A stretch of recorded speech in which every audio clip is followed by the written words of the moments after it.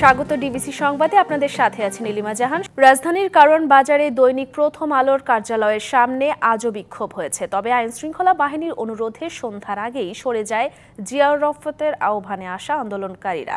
রাজশাহীতে প্রথম আলো অফিসে ভাঙচুর হয়েছে। এদিকে গণমাধ্যমে হামলা এবং বন্ধের চাপ সহ্য না করার হুঁশিয়ারি দিয়েছেন তথ্য উপদেষ্টা নাহিদ ইসলাম।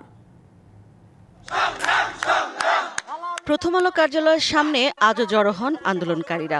তারা বলছেন এই পত্রিকা ভারতীয় আগ্রাসনের সহায়তা করছে, কথা বলছে ফ্যাসিস্টদের পক্ষে। এ সময় বিভিন্ন স্লোগান দেন বিক্ষোভকারীরা। এজন্য দুপুর থেকেই প্রথম আলো কার্যালয়ের সামনে বিপুল পুলিশ ও সেনা সদস্য মোতায়েন করা হয়। বন্ধ রাখা হয় কার্যালয়ের মূল ফটক। বেশ কিছু সময় অবরুদ্ধ ছিলেন প্রথম আলোর সংবাদকর্মীরা। যারা সুশীল এবং সবসময় যারা ইন্ডিয়ার পক্ষে থাকে তারাও কিন্তু এই আন্দোলনের বিরুদ্ধেই ফেসবুকে অবস্থান নিয়েছে এবং আমরা দেখেছি আপামর জনসাধারণ এই আন্দোলনের পক্ষে আছে। আমরা চাচ্ছিলাম যে এই দায়টা তারা স্বীকার করবে, তারা পদত্যাগ করবে। এদিকে রাজশাহীতেও প্রথম আলোর কার্যালয়ের সামনে হামলা চালিয়ে সাইনবোর্ড ভাঙচুর করা হয়। এ সময় তারা প্রথম আলো ও ডেইলি স্টারের বিরুদ্ধে দেশবিরোধী তৎপরতার অভিযোগ তোলেন। এদিকে ফরেন সার্ভিস একাডেমিতে সংবাদ সম্মেলনে গণমাধ্যম ইস্যুতে কথা বলেন তথ্য উপদেষ্টা। কোন পত্রিকা অফিসে ভাঙচুর করা, সেটা পত্রিকা বন্ধের জন্য চাপ প্রয়োগ করা, সেটা আমরা সমর্থন করি না এবং এটা আমরা এই ধরনের ঘটনা পরবর্তীতে ঘটলে এটা টলারেট করা হবে না। ভাঙচুরের ঘটনায় যারা জড়িত তাদের বিরুদ্ধে অবশ্যই আইনগত ব্যবস্থা নেওয়া হবে। শুক্রবার থেকে প্রথম আলো ও ডেইলি স্টারের সামনে বিভিন্ন কর্মসূচি করছে আন্দোলনকারীরা। ইশরাত জাহান উর্মি, ডিবিসি নিউজ, ঢাকা। প্রধান উপদেষ্টার তহবিল থেকে বিনা সুদে 1 লাখ থেকে কোটি টাকা পর্যন্ত ঋণ দেওয়া হবে এমন প্রলোভন দেখিয়ে বিভিন্ন জেলা থেকে সাধারণ মানুষকে ঢাকায় এনে গণসমাবেশ করতে চেয়েছিল একটি মহল। তাদের বলা হয় সমাবেশে যোগ দিলেই মিলবে সর্বনিম্ন 1 লাখ থেকে কোটি টাকা পর্যন্ত সুদমুক্ত ঋণ। সোমবার সকাল 10টা থেকে রাজধানীর শাহবাগে তাদের বিশাল গণজমায়েতের পরিকল্পনা ছিল, কিন্তু বিষয়টি সাধারণ শিক্ষার্থীদের নজরে এলে তাদের পরিকল্পনা ভেস্তে যায়। উদ্দেশ্যপ্রণোদিতভাবে গণজমায়েত করে অস্থিতিশীল পরিস্থিতি সৃষ্টি এবং আওয়ামী লীগের রাজনীতির সঙ্গে যুক্ত থাকার সন্দেহে 4 জনকে আটক করেছে পুলিশ। তবে অহিংস গণ অভ্যুত্থান বাংলাদেশ নামে একটি সংগঠনের বিরুদ্ধে গ্রামের শত শত নিরীহ মানুষকে ঢাকায় নিয়ে আসার এই অভিযোগ পাওয়া গেছে।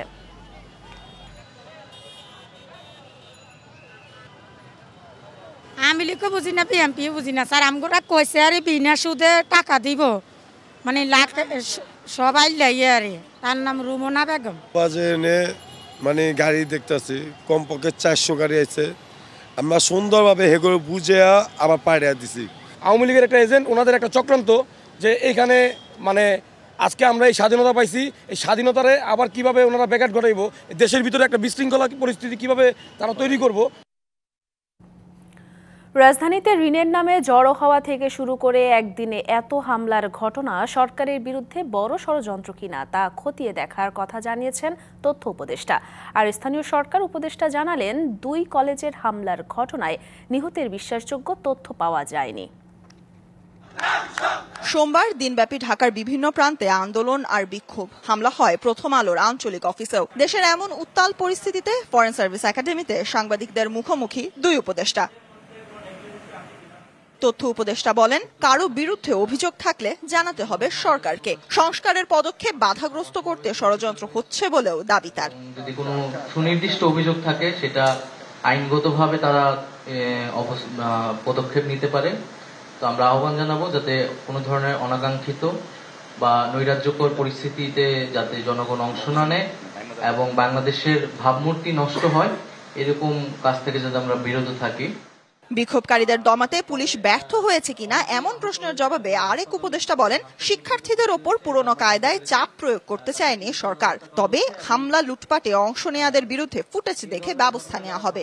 ভাঙচুর এবং মারধর, তাদের বিরুদ্ধে আইনগতভাবে ব্যবস্থা নেওয়া হবে এবং সামনের দিকে এ ধরনের কোনো কার্যক্রমকে আর কোনোভাবেই টলারেট করা হবে। যে কোনো ধরনের আন্দোলনে রাইট ম্যানেজমেন্টের জন্য গুলি করতে হয়, হতাহতের মতো ঘটনা ঘটে, এই ধরনের ঘটনা এড়িয়েই যেন আমরা পুলিশ ব্যবস্থা নিতে পারে সেজন্য পুলিশকে প্রস্তুত করা হবে। তবে সেটার জন্য যথেষ্ট সময় প্রয়োজন।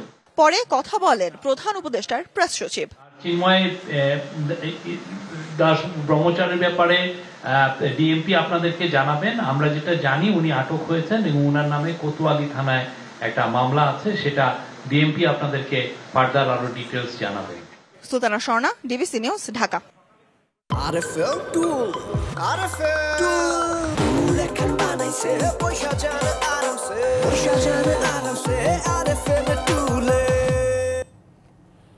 গণতন্ত্রকে প্রশ্নবিদ্ধ করতে নানা ষড়যন্ত্র শুরু হয়েছে। দেশে অস্থিরতা তৈরি করতে বিতাড়িত ফ্যাসিস্ট শক্তি আবারও মাথাচাড়া দিয়ে ওঠার চেষ্টা করছে। এই পরিস্থিতি থেকে পরিত্রাণের একমাত্র পথ নির্বাচন। এসব কথা বলেছেন বিএনপির ভারপ্রাপ্ত চেয়ারম্যান তারেক রহমান।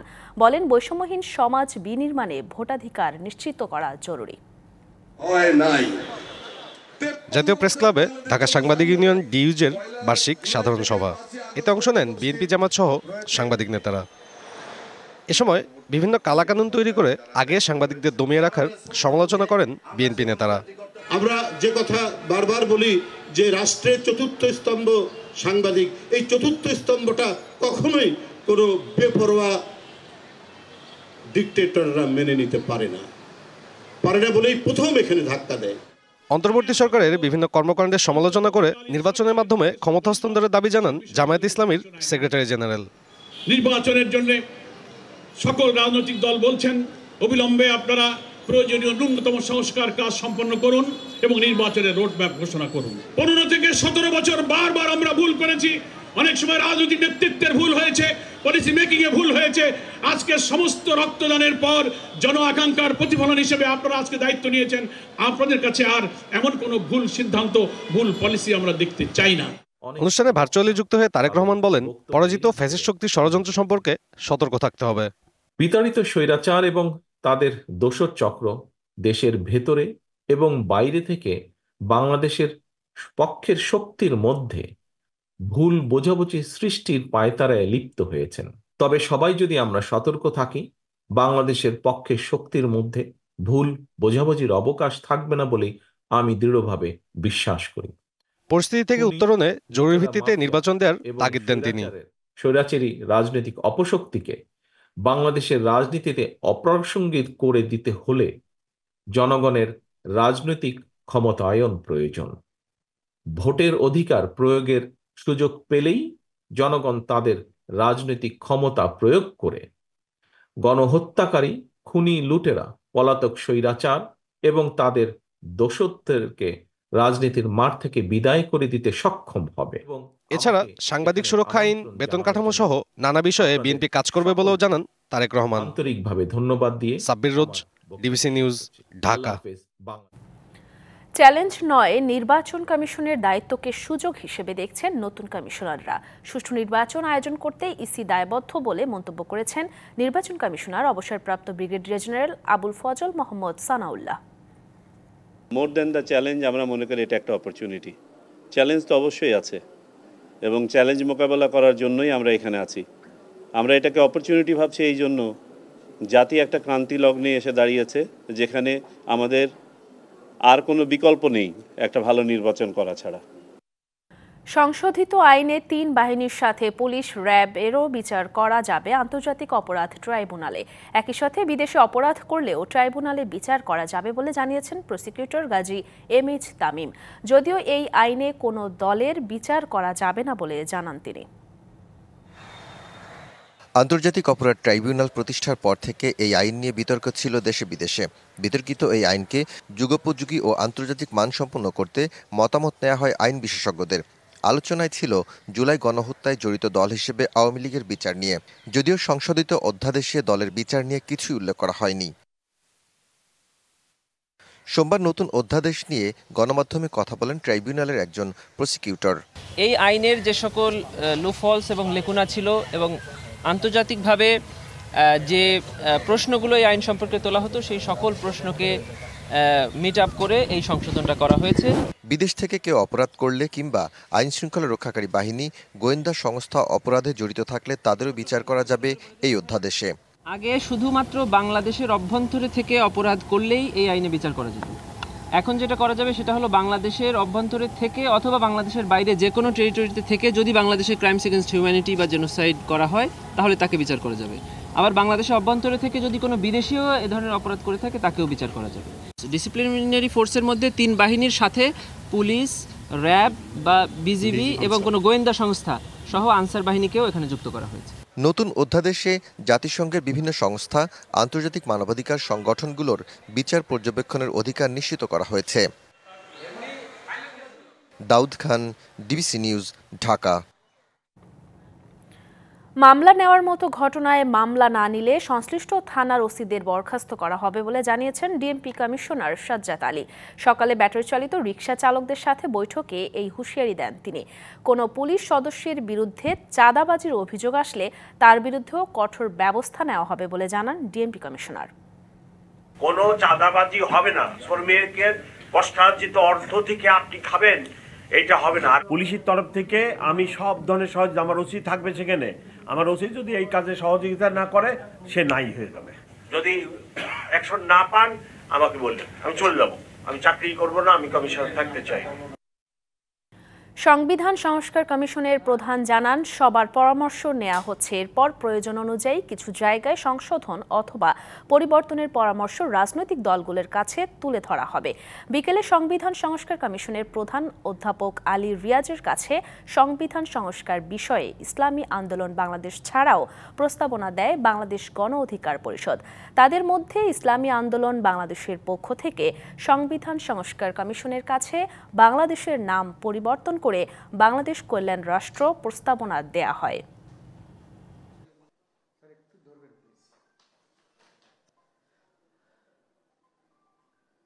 এই রাষ্ট্রের নাম হবে গণতান্ত্রিক বাংলাদেশ, গণপ্রজাতন্ত্রী বাংলাদেশ নয়। সংবিধান থেকে প্রজাতন্ত্র শব্দটি বাদ দিতে হবে।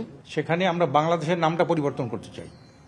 বাংলাদেশ হবে বাংলাদেশ কল্যাণ রাষ্ট্র, যাতে কোনো ব্যক্তি এই নামটা দেখে কোনো অকল্যাণ করার চিন্তা না করতে পারে। আমরা সমস্ত জনগণের বিভিন্ন অংশের মতামত দিচ্ছি। আপনারা দেখেছেন গত কিছুদিন যাবত আমরা অংশীজনদের সাথে বৈঠক করেছি। তার মধ্যে সংগঠন আছে, প্রতিষ্ঠান আছে, ব্যক্তি আছে, সংবিধান বিশেষজ্ঞ আছে। আমরা এর বাইরে যেটা করেছি সেটা হচ্ছে রাজনৈতিক দলগুলোর সাথে মতামত দিয়েছি, যারা ব্যক্তিগতভাবে যাদের ডাকা হয়েছে। তার বাইরে আমরা যেমন তরুণদের প্রতিনিধিদেরকে ডেকেছিলাম। সন্তানদের সুশিক্ষায় শিক্ষিত না করতে পারলে কোনো সংস্কারের কাজে আসবে না বলে মন্তব্য করেছেন গণ অধিকার পরিষদের সভাপতি নুরুল হক নূর। শিক্ষা প্রতিষ্ঠান থেকে সংস্কার শুরুর তাগিদ দেন তিনি। রাজধানীর বিজয়নগরে বাংলাদেশ প্রতিবন্ধী বিদ্যালয়ে সমন্বয় পরিষদের আয়োজনে আলোচনায় সভায় তিনি আরও বলেন, আদর্শ নীতি নৈতিকতার মধ্য দিয়ে আগামীর নতুন প্রজন্মের বাংলাদেশ গড়ে উঠবে। দ্রুত বাংলাদেশ প্রতিবন্ধী বিদ্যালয়টি এমপিও করার দাবি জানান বক্তারা।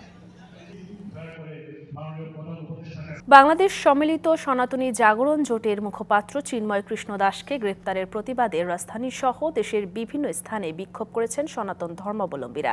বিকেলে ঢাকা থেকে চট্টগ্রামে যাওয়ার পথে হযরত শাহজালাল আন্তর্জাতিক বিমানবন্দর থেকে তাকে গ্রেপ্তার করে গোয়েন্দা পুলিশ। সম্প্রতি চট্টগ্রামে এক অনুষ্ঠানে জাতীয় পতাকা অবমাননার অভিযোগে সম্মিলিত সনাতনী জাগরণ জোটের মুখপাত্র চিন্ময় কৃষ্ণ দাসের বিরুদ্ধে মামলা হয়। সোমবার ঢাকার হযরত শাহজালাল আন্তর্জাতিক বিমানবন্দর থেকে তাকে গ্রেফতার করে গোয়েন্দা পুলিশ। এই খবরে ডিবি কার্যালয়ের সামনে জড়ো হয়ে প্রতিবাদ জানায় সনাতন ধর্মাবলম্বীরা। এখন এখানে লক্ষ লক্ষ জনতা ছিল, তো সেই লক্ষ লক্ষ থেকে যদি কেউ কোনো দুষ্কৃতি করেও থাকে, সেই দুষ্কৃতি তো তার উপরে সে চাপতে পারে না। আমরা সংখ্যালঘু সম্প্রদায়ের আওয়াজ হয়ে রাজপথে নেমেছি। আমরা এখানে লিডারশিপের জন্য রাজপথে নামি এবং আমরা এখনো পর্যন্ত জানতে পারিনি তার বিরুদ্ধে কি সুনির্দিষ্ট অভিযোগ রয়েছে। অবিলম্বে চিন্ময় কৃষ্ণ প্রভুর মুক্তি, বিনা শর্তে মুক্তি এবং আজকে শাহবাগে যারা হামলা করেছে তাদের বিরুদ্ধে আইনি পদক্ষেপ দ্রুতভাবে যাতে গ্রহণ করা হয়। চিন্ময় কৃষ্ণ দাসকে গ্রেফতারের প্রতিবাদে চট্টগ্রাম সহ দেশের বিভিন্ন জেলায়ও বিক্ষোভ হয়েছে। চট্টগ্রাম নগরীর জামাল খানের চেরাগি মোড়ে বিক্ষোভ মিছিলে অংশ নেয় সনাতন ধর্মাবলম্বীরা। বন্ধ হয়ে যায় সব ধরনের যান চলাচল। এ সময় সতর্ক অবস্থান নেয় আইন শৃঙ্খলা বাহিনীর সদস্যরা। একই দাবিতে নারায়ণগঞ্জ শহরেও সড়ক অবরোধ করে বিক্ষোভ মিছিল হয়েছে। এছাড়াও মৌলভীবাজার, লালমনিরহাট ও নাটোরেও বিক্ষোভ মিছিল হয়। Farhana Juthi, DBC news, Dhaka. ঢাকা মহানগরে আপাতত চলতে পারবে ব্যাটারি চালিত রিকশা। চলাচল বন্ধের হাইকোর্টের আদেশ স্থগিত করেছে চেম্বার আদালত। বিকেলে এ আদেশ দেয় চেম্বার আদালত। এমন সিদ্ধান্তে সন্তোষ প্রকাশ করেছেন ব্যাটারি চালিত রিকশা চালকেরা। এর আগে সকালে রাজধানীতে সড়ক অবরোধ করে বিক্ষোভ করেন তারা। সংকট সমাধানে ডিএমপির সঙ্গে বৈঠকও করে আন্দোলনকারীদের প্রতিনিধি দল। ঢাকা মহানগরে ব্যাটারি চালিত রিকশা চলাচল বন্ধের হাইকোর্টের আদেশ স্থগিত করেছে চেম্বার আদালত। সোমবার বেলা ৩টার দিকে এ আদেশ দেয়া হয়। এমন খবরে উচ্ছ্বাস প্রকাশ করেন চালকরা। আমাদের চলার একটা সিদ্ধান্ত দিতে হবে। যদি পুলিশ আবার দরবার করে শাহজাদপুর যাইতে পারবো না, পুলিশ প্লাজার আসতে পারবো না, তাহলে আমাদের ওই রায় আমরা মানি না। আমাদের তো একটা পেট আছে, আমাদের যদি একবারে যদি বন্ধ করে দেয় তাহলে তো আমরা অচল হয়ে যাব। এর আগে সকালে রাজধানীর বেশ কয়েকটি গুরুত্বপূর্ণ সড়ক অবরোধের চেষ্টা করে ব্যাটারি চালিত রিকশা চালকরা। এ সময় তারা বিক্ষোভ করে। পরে আইন শৃঙ্খলা বাহিনীর তৎপরতায় সড়ক ছাড়েন তারা। এদিকে সংকট সমাধানের অংশ হিসেবে সোমবার সকালে ডিএমপি কমিশনারের সঙ্গে বৈঠক করে আন্দোলনকারীদের প্রতিনিধি দল। চাঁদাবাজদের যেহেতু আমরা চাঁদা দেই, সরকারি আওতায় যদি নেয়, আমরা চাই সরকারের আমাদের আয়ের থেকে একটা অংশ দিতে, আমাদের বৈধকেরা দেহ, আমাদের টাকা দিয়েও দেশের উন্নত হোক। যাত্রাবাড়ি অঞ্চলে কালকে মাইকিং হয়েছে, 2টা পয়েন্ট বলে দেওয়া হয়েছে, এই 2 পয়েন্ট এসে টোকেন নিয়ে যেতে বলা হয়েছে। এটা কারা, এটা চিহ্নিত করতে হবে, চিহ্নিত করে তাদেরকে শাস্তির আওতায় আনতে হবে। কোনো চাঁদাবাজি হবে না, শ্রমিকের কষ্টার্জিত অর্থ থেকে আপনি খাবেন, এটা হবে না। আর আমার পুলিশ যদি এই ধরনের কাজে চাঁদাবাজি বা ভাগ খায়, আমার কাছে খালি নিয়ে আসেন, অ্যাকশন না পান আমাকে বললেন। বিকেলে হাইকোর্টের রুল স্থগিত করে চেম্বার আদালত। আমার মূল বক্তব্য ছিল একটা আইনি কাঠামোর মধ্যে এগুলোকে আনা উচিত এবং তারপরে এগুলো চালানো উচিত। মাননীয় চেম্বার বিচারপতি আজকে হাইকোর্টের আদেশের উপর স্থিতাবস্থা বজায় রেখেছেন, যেটির মানে হচ্ছে ঢাকায় ব্যাটারি চালিত রিকশা চালাচ্ছেন বা চলছে, এই রিকশাগুলো চলাচলে কোনো বাধা নেই এবং 1 মাসের মধ্যে হাইকোর্টের রুলটি নিষ্পত্তির জন্য নির্দেশনা দিয়েছেন। সম্প্রতি ঢাকা মহানগর এলাকায় 3 দিনের মধ্যে ব্যাটারি চালিত রিকশা চলাচল বন্ধের নির্দেশ দেয় হাইকোর্ট। চলাচল বন্ধে কর্তৃপক্ষের নিষ্ক্রিয়তা কেন বেআইনি হবে না তাও জানতে চেয়ে রুল জারি করা হয়। মুস্তফা মাহবুব, ডিবিসি নিউজ, ঢাকা। সফররত মার্কিন পররাষ্ট্র দপ্তরের আন্তর্জাতিক শ্রম বিষয়ক প্রতিনিধি দল স্বল্প সময়ের মধ্যে অন্তর্বর্তী সরকারের অর্জিত অগ্রগতির প্রশংসা করেছেন।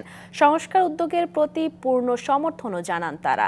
দুপুরে পররাষ্ট্র সচিব জসিমউদ্দিনের সঙ্গে বৈঠকের পর এসব বলেন তারা। 22 নভেম্বর কেলি এমফে রড্রিগেসের নেতৃত্বে একটি ত্রিপক্ষীয় মার্কিন শ্রম প্রতিনিধি দল ঢাকায় আসে।